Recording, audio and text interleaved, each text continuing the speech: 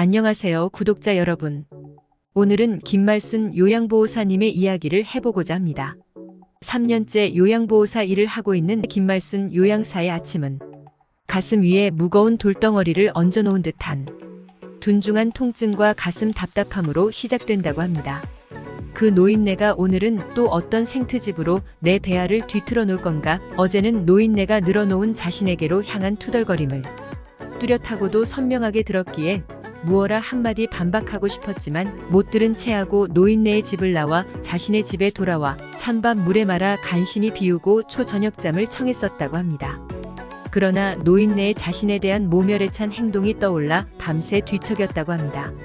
새벽이 돼서야 잠을 이룰 수 있었고 틀어놓은 채 잠든 TV 소리에 깨어 발끝에 간신히 걸쳐있던 이불을 밀쳐내며 김말순 여사는 자리에서 일어났다고 합니다.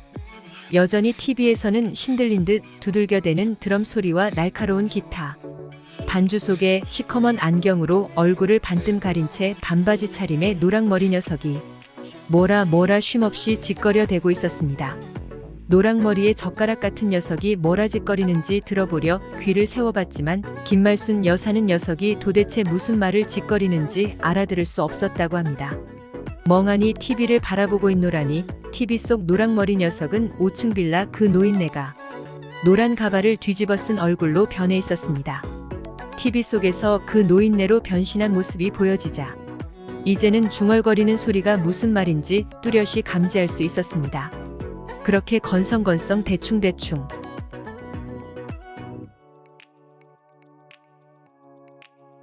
더 이상 내 집에 안 와도 돼.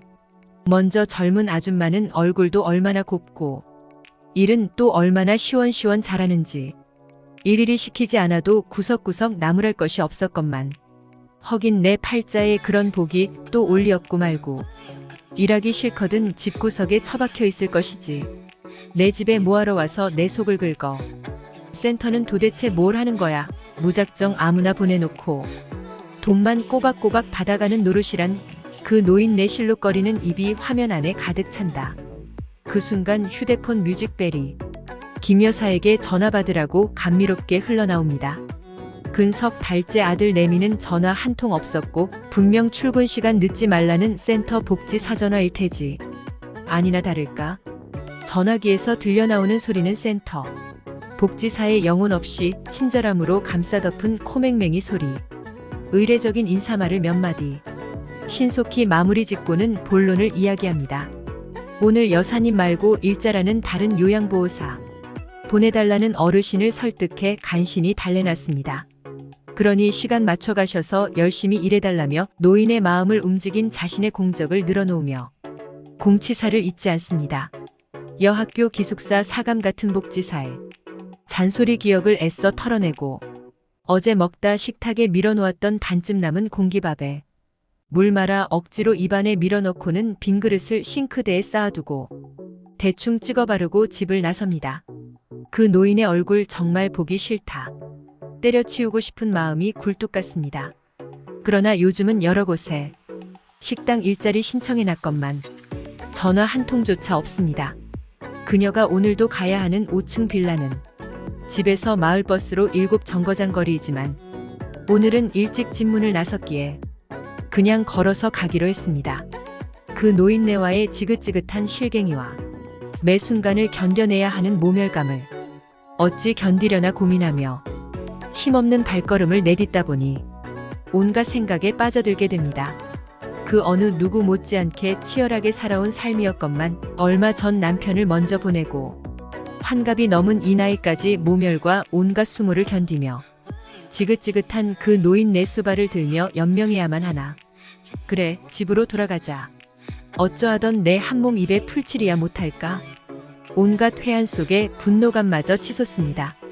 온갖 회한과 서글픔 비참한 기분은 나의 몫이 분명하건만 치밀어 오르는 분노는 누구에게 무엇을 향한 것이련가. 억지와 떼거지로 중무장된 그 노인네. 질퍽하고 저열한 음담패설을 농담처럼 던졌다가 내가 째려보면 급히 접어버리는 그 노친네. 나의 싸늘하고 냉담함으로 머쓱해진 그 노친네는 곧바로 어처구니 없는 억지와 트집으로 반격을 시도해옵니다. 싫다 싫어. 몸서리치며 집 방향으로 몸을 되돌려 발걸음을 내딛는 순간 핸드백 속에서 자신을 꺼내달라며 애절하게 울려오는 뮤직벨 소리가 다음 발걸음을 잡아챕니다. 꺼내든 휴대폰에 떠오른 영빌라 5층 표시. 김 여사는 전화를 꺼버리려다 그만 잘못 눌러 수신을 하게 되었다고 합니다. 당황한 김 여사는 황급히 전화를 끄려 했으나 휴대폰에서 들려오는 다급한 소리에 귀를 기울이지 않을 수 없다고 합니다. 김 여사, 지금 어디야? 다리미에 발등을 대었어.